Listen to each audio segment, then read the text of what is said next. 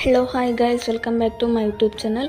నిన్న షార్ట్లో చికెన్ సాంబార్ చూసాం కదా, ఈ షార్ట్లో చికెన్ డ్రై ఫ్రై చూద్దాం, వచ్చేయండి.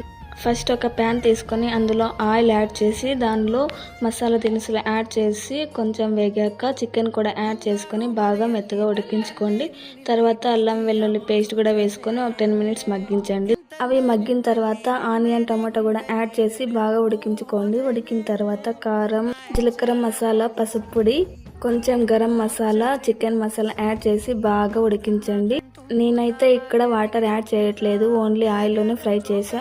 లాస్ట్లో ఒక నిమ్మకాయ వేసుకున్న తర్వాత కొంచెం పెప్పర్ పౌడర్ కూడా యాడ్ చేసి బాగా కలుపుకోండి. కలిపిన తర్వాత పుదీనా, కొత్తిమీర, సాల్ట్ యాడ్ చేసి బాగా కలుపుకోండి.